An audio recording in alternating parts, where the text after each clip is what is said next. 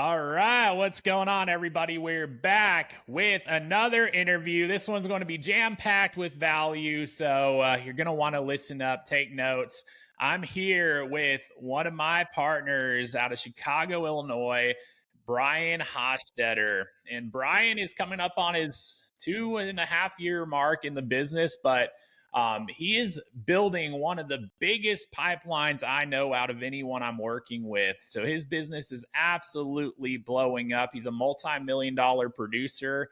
And he's got a whole background and track record in the sales industry, and so he brings a wealth of knowledge and wisdom to the table. And I'm so excited to be on this journey with him. And by the way, though, if you're new to the channel, if somehow, some way you haven't yet seen one of these, you're going to want to make sure that you're subscribed and hit that bell so you don't miss any of these. This is a weekly segment I'm running where I'm bringing on my most highly productive partners, those who are really applying themselves the right way in the real estate industry, making the most of the resources they have at their fingertips, and really building an income and a life that they're excited about. So, Brian, brother, thank you for joining me here on the video today, man. How are you doing?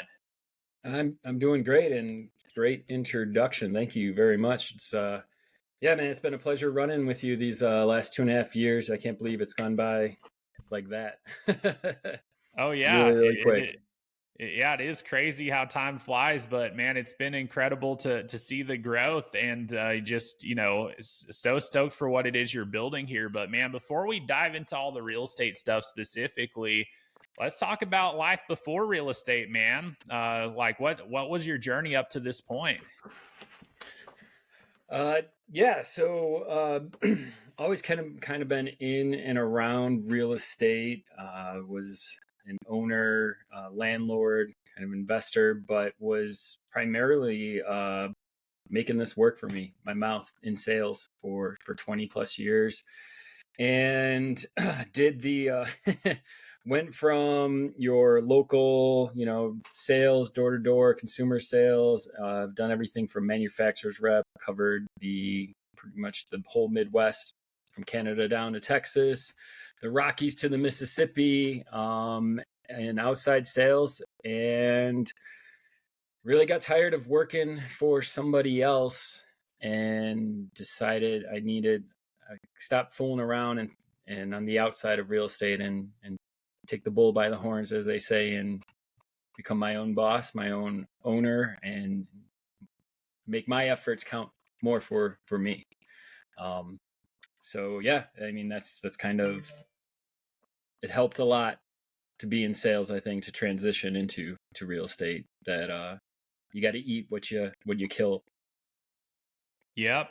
And so it sounds like up to that point, getting into real estate, you were more so applying that skill set to build something that wasn't really yours at the end of the day. So you could earn and sell, but it wasn't really something for yourself you were building. Am I understanding that correctly? 100%. That's what majority, sadly, of sales, a sales professional, sales career is. You get a small percentage, if you're lucky, of what you're selling. A lot of times, especially when you're starting off, they might just give you think you're lucky, but you're getting a base salary, and you can sell millions and millions of dollars of something, and you're already capped, but you're happy because you're getting money. Um, but yeah, once you start to realize you have a skill in it, and you're good at solving problems, providing solutions, you start to see that you're making a lot of money for other people, and you're doing all the work. Yeah, that makes sense. And so it seems there might have been a timing element. So, like, how did you know that it was time to make this kind of shift and dive into real estate? I mean, it's something that it sounds like it was on your radar for some time going to this point. But like, why did you decide to make that shift when you did? Yeah, that's a great question. So I should have been in real estate when I was probably about 19, 20. I had another acquaintance getting into it, and it was one of those where I was like, I want to do that, and I overcomplicated the aspect of getting my license and what it takes, the cost, and quite honestly put it off for years and years and years, and got to a situation where realistically COVID hit, and I was an outside sales rep, so I can't go outside anymore. Kind of starts to put everything in perspective then, and it's like, well, wait a minute, you've had this on the back burner. As I mentioned, I was already dabbling in real estate. I owned and operated and was a landlord, and was working at the time with another buddy about doing more properties, doing some flips, stuff like that, and was like, well, all right, well, you're going to leave money on the table if you don't get your license. You can't go out. Why don't you give yourself the benefit of the doubt and give yourself a chance and get the license? And then things work out for a reason. I'm big on betting on yourself, especially when your back is against the wall. My relationship with my partner at the time for the company I was working with, I was in that spot where I was told if I work and execute at a certain level, I will get ownership in the company. So I'm working to, again, have ownership. And every year I would hit something, and then the goal post would change. Or I would get the excuse of, well, for taxes this year, it probably wouldn't be better if we gave you ownership yet, which still to this day doesn't make sense to me. And so, yeah, COVID hit. I was having those other thoughts. Real estate was always on the back burner, and it became kind of the best time. So I literally said, all right, I'll give myself the month of February to get my license. And if I do it, we'll go forward. And that's kind of what happened.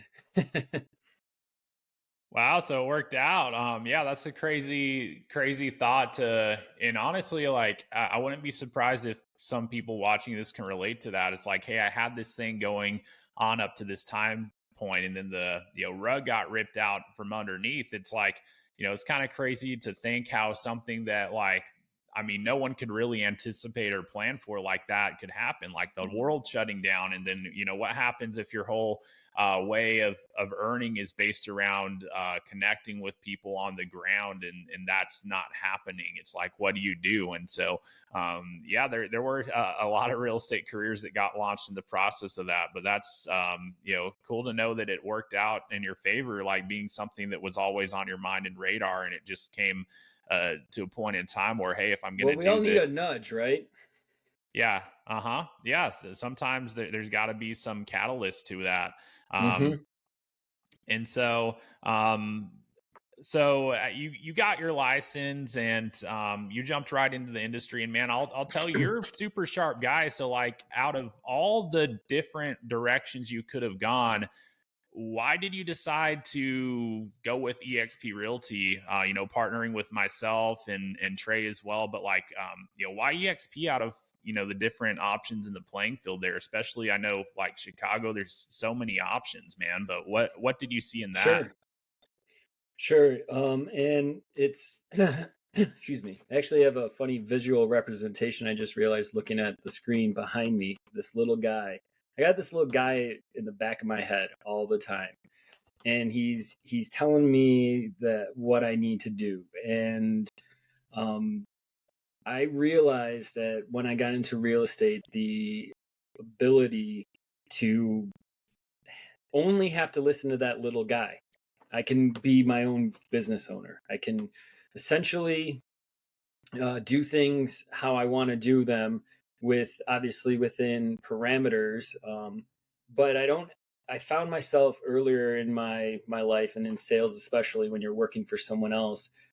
They have a certain way they want to do things, or compromise how they want to do business. Uh, I looked at different brokerages, and I just came from a franchise model, and I love that EXP isn't a franchise model. I mean, very simply, it was I don't know if this is the brokerage for me, but the model that they have is what I want. They are going to leave me alone and let me do what I want. But in the same sense, if I need help, I have all the resources I can need. But if I'm stubborn, I can be stubborn and be left alone. And that that's very important for someone like me who's starting their real estate career, at 40 years old, having been in other careers. I don't need someone telling me wake up and make those phone calls. I don't need to go into an office and say, "Oh, did you follow up with your," like that demotivates me. It demoralizes me. I don't need that kind of conversation. I like challenging conversations of, "Oh, here's what I'm doing. Oh, what are you doing?" And you get collaboration off that, not a sales manager who's no longer out there producing, trying to tell you where you're doing things wrong, but they haven't been in the business for 20 years kind of thing. So EXP really attracted me that way, just by allowing me to figure this out how I want to, which is good, bad, and indifferent. You can become a very strong swimmer, or you can end up sinking. What I again want to emphasize is that the resources were all there for me to actually hone in my craft even better than I thought. Because as everyone knows that goes into real estate, you think you can know something, and then the next deal around the corner will teach you something brand new that you've never seen before. Yep. So you saw a very high level of freedom and autonomy to run the business the way you envisioned, here with how this company's structured. Yeah, absolutely. And it really had to do with the aspect of wanting to run my own business. I had a plan initially going into this that I wanted to have my own brokerage within 3 years. 2 years is to get the experience under the belt and be able to take the managing broker license. And by year three, I wanted to run my own ship. I saw EXP gave me the ability to not have to run that route and jump ahead, skip the line, and save some money. So now that you've had some time on task, 2 going on 3 years in the business with EXP Realty as well, what have you found to be most beneficial about operating your real estate business at EXP? Because you liked what you saw going in with the freedom and autonomy, but what would you say has been the biggest benefit, having had this time on task with it now? Sure. I would say really the freedom to move at your own pace, and that can be detrimental for some, but it can also be really good for others when they end up lighting a rocket ship underneath them. That you don't get hamstrung by certain glass ceilings. You're able to expand and grow and scale as fast and as slow as you want. And with that growth, you have all the tools and the community that's really there. Like being coming from swimming with sharks for most of my life in sales. And my first professional sales career job was, if you don't meet your goals every month and for 3 months in a row, you're fired. So you have to continually produce. Uh, you wouldn't you didn't have too many coworkers that wanted to share leads or share opportunities, because if that's an opportunity they don't have now. With EXP, I've been very impressed with how many agents openly share their playbook and are willing to help you with whatever troubles you have or questions you might have about the business and trying to figure out the business. It very much is the, hey, we want to always help, all the, what's that saying, rising tides rise all ships. That mentality is really embedded in the fabric of all the agents that I've come across. And of course, you get one or two that, they're looking out for themselves. That's natural, but that's been one of the really nice benefits with that freedom is the support system and throughout. Yeah, super collaborative. That's cool to know Yeah. that you firsthand experienced the benefit of that, and would say that's been a big difference maker. Because it's not like that a lot of places. A lot of people start in a completely different situation, and they don't really have any kind of camaraderie or agent support system or help with it. No, I have a buddy that just left an agency. I joked with him, sang the Who song. Here's Meet the New Boss, same as the old boss. I'm not going to name names, but he left one for another for no difference. And his whole reason was he genuinely did not like the people in his office, and felt that they were secretly rooting against him and were hoping he'd fail and were mad when he had success and talked down about him, and then were all talking about each other behind their backs anyway. And like, so it just, yes, it is not normally a here, let me show you how, let me help you kind Yeah, of environment. yeah, and I'd say that's more typical in our industry than not. It's very competitive, and it kind of makes sense since we're all independent contractors, out there to make business happen. But yeah, I firsthand experienced what you're saying too, of how it's just kind of a different kind of environment that we were able to tap into here. But man, let's talk about, like, because we could talk about the traction, the deals closing, and all that sounds great always. But before we go there, like, what would you say in your time in real estate so far has been the most difficult thing you've had to overcome since getting started with it?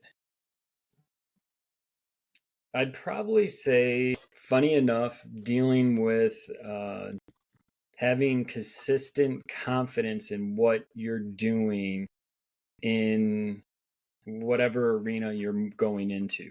You know, um, I joke now and casually say real estate is nothing but conversations and filling in the blanks. Um, and each state is completely different. I have it lucky where I'm in an attorney state, attorney option state, and in the area of Chicago, that's what we opt into. And so the attorneys have all the paperwork, everything already done for us. It's all just filling in the blanks, but you still have to have those conversations. And so initially, it's having confidence in having that conversation because you don't know where it's going to go or how it's going to end up.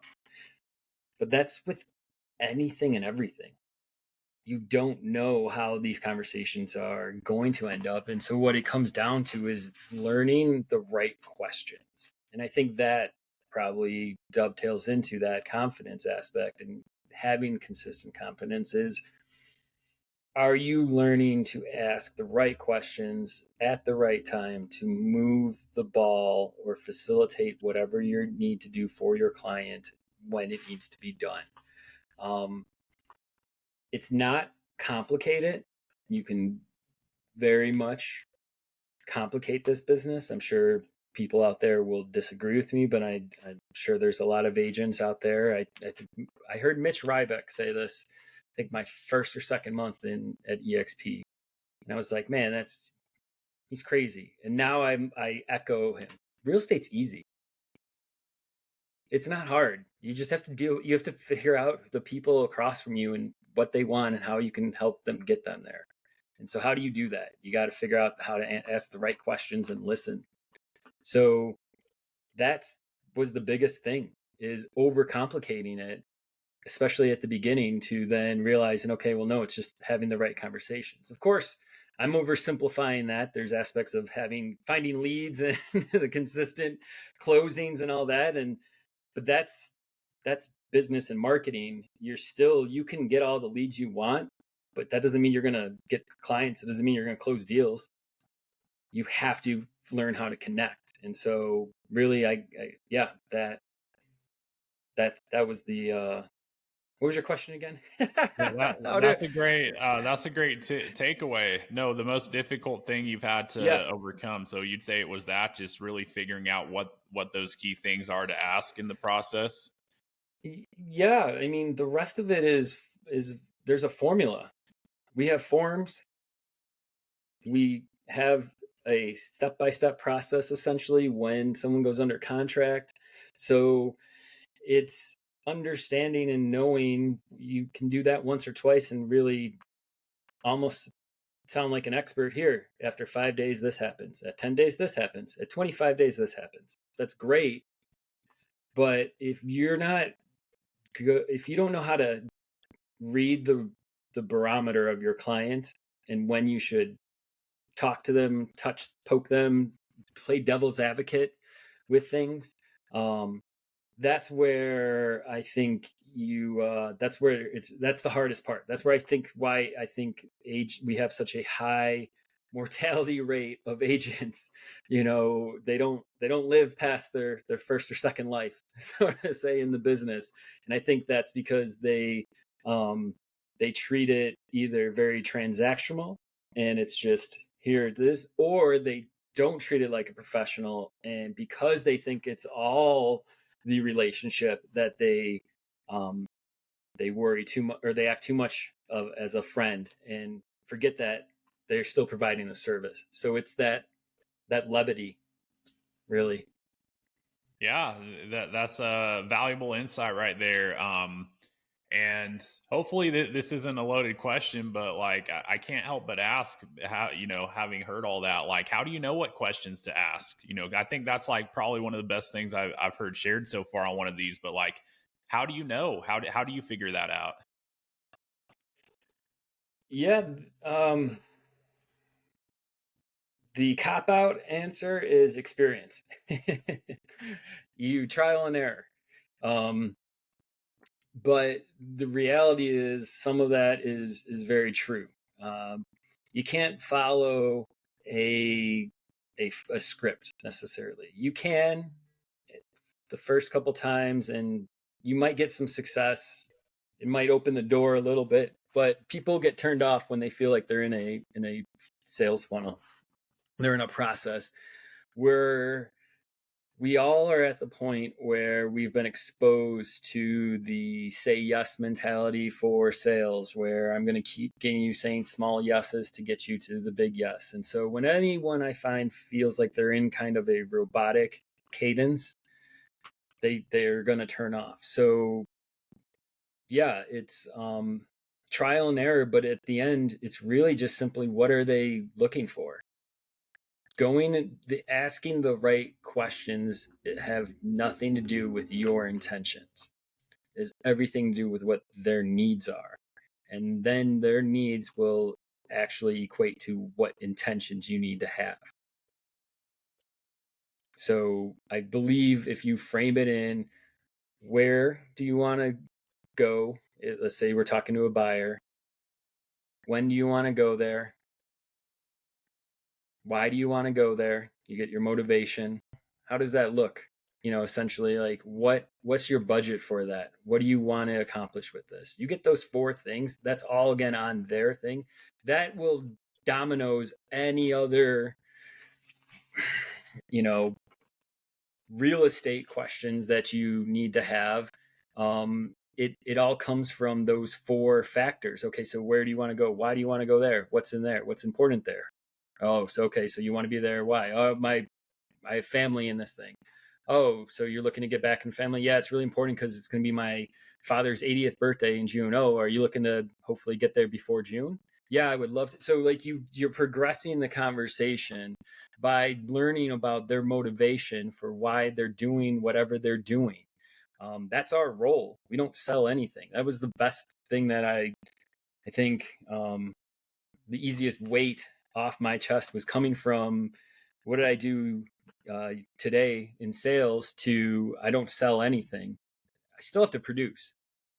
That's where I think people sorry to diverge there, but I think that's where agents make the mistake, is that they think they have to sell to produce. No, I used to sell. I used to say, what's your price? Okay, well, how about if I knock off 3 cents per 100? Are we getting close? I have the margins. I control the product.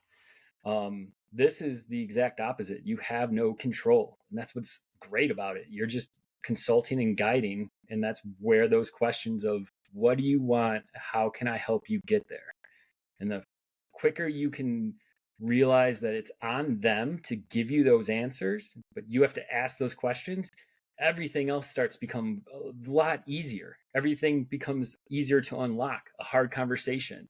Hey, we think this roof is horrible and we want $100,000 off. Great. Do you really want the house?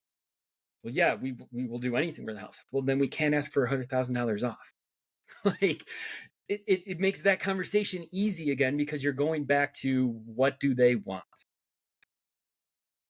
Yeah, that makes sense. All about the other person. That's a big key right there. Now, if you could go back to day one, first day in the business, knowing everything you've learned in the process here, and you could give yourself just one thing, what piece of advice would you give yourself that first day in the business? Start advertising yourself, or start making your presence known out there, and don't be uh, afraid of what you don't know. Those two things really continue for the rest of your career, and really in anything that you're trying to do. So, but really, that's, yeah, from day one. I just had my first, believe it or not, technical sphere of influence closing this month in 3 years. That was on purpose, to my own detriment, but also because of my stubbornness. But I didn't want any business from my friends or family, because I didn't want to come off as that life insurance agent where I just got licensed. So I hit up all my friends and family immediately saying, hey, can I help you? Can I help you? I wanted to build a business on my own, and then have them say, hey, wow, we see you doing something. Would you be willing to help us? I'm not saying that's the right way by any means. And actually that goes into my previous answer, is actually not being a secret agent is what I would have done. I didn't have a deal for my first 6 months. So, and that's part of it was my my stubbornness of not asking friends and family if they're buying any real estate or selling any real estate.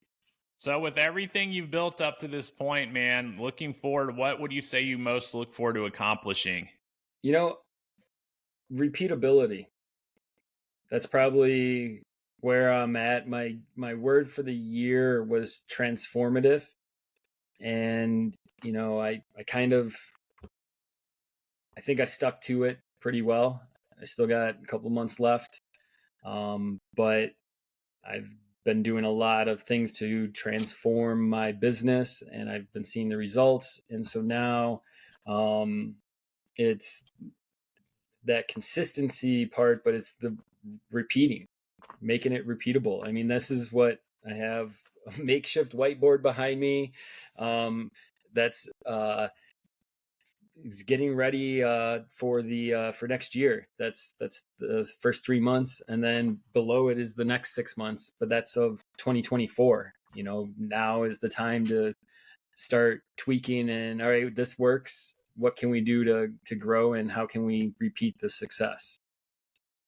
That's awesome, and really cool to know that you're planning this far in advance with the year ahead, and just getting everything into place to continue to build upon what you've done here so far. So, for those watching, I know there's of the people watching, there's probably people out there that are just at that starting point, looking at the industry, getting ready to get started. I wouldn't be surprised too if there's someone watching who might be 2 or 3 years in already and just hasn't really even seen traction with it, but they really want to find success and make it work. But for anyone out there who really wants to position themselves in the best way to create lasting success working in the real estate industry, what's one last thing that you would leave them with? Don't give up on yourself. Like, it's going to be hard. You're going to have days where people don't want to talk to you, don't answer the phone, don't answer the door. You're going to have offers that are going to be rejected. You're going to have clients that are going to blame you for their shortcomings. But the only thing that stops you is you. And not to sound so cliche as that's how is everything in life is, but like it is also that true. And that's one of the things that's great and why I like real estate so much is that's fine, because everyone that I said don't be like is my competition out there. That's awesome. Like, okay, things get a little tough for a week or two. You're going to quit. Awesome. I'll take up your market share. So don't be that guy. Don't be that girl, because I'll take up your market share. Like, that's how I look at it. And so for the people just starting, yeah, it's not going to be easy, but it shouldn't be if it's worth it. 100%. Very, very well put. Well, Brian, thank you for coming on and sharing some wisdom. And actually, let's do this. If you're not opposed to this, what I want to do is, like, for anyone that's stuck around, really listen to everything you had to share. I'll just put it out there. Brian and myself, we're looking to connect with people in the industry that are really committed to this, that are really serious about it, as far as like building a great income, building a career and a life through real estate. So if you'd say you're committed, if you're willing to put your best foot forward, no matter where you're at in the business today going forward, I'd love to know what we can bring to the table to help you do that. So if that's you and you're hearing this right now, go ahead and do this. Best thing you can do is send an email. So if you look in the description below, you'll find my email. Specifically, make sure you mention Brian. You'll see his name here too in the video. But if anything that he shared resonated with you, if there's anything that either he or myself can potentially bring to the table, connect with me via email, and I can work on getting you in touch and seeing how we can best help collaborate and ultimately achieve our goals here moving forward together. But is that cool with you, Brian, if anyone wanted to reach out?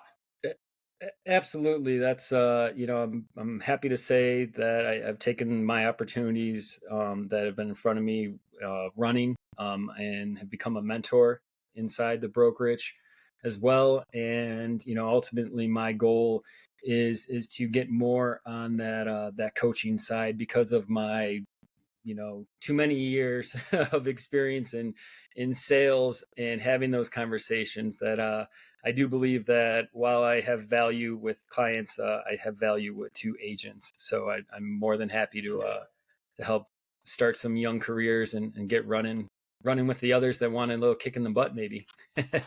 Well, there you go. There's your opportunity. So seize it, send an email in. Brian, if anyone wants to follow you in your journey, is there anywhere specifically that they can go to kind of see more of what you're doing? Like, is there a platform you'd point them to? Yeah, that's one of the 3-month goals actually down there is our social media plan right there. And so Hochstetter Homes, you can look up that. We are on YouTube, we're Instagram, we're Facebook, and that's going to be that's one of my staples to bring some more information, some more of the stuff that I kind of unloaded on here on those platforms. So yeah, definitely appreciate a like and a follow for any of that. Well, there you have it. Well, again, Brian, thank you. And everyone who is watching, I hope you got value out of this. And if you did, and if somehow you're not already subscribed, make sure you hit that button, hit that bell, because you'll see in about a week, we'll have another interview with one of my partners out there making it happen. And who's it going to be? Who's it gonna be? We will find out, man. There's a lot of trying to get a preview for y'all. No, you'll have to stay tuned and find out. But Yeah, we're looking to add some value, hoping that you can take as much as you extract here as possible, go and apply it in your business and life and see the difference it makes in the process. And as always, if there's anything that I can do or any of my partners can do to help you out, connect with us, reach out via email, and we'll see how we can best help you out. But thank you all for watching, and we will see you next time.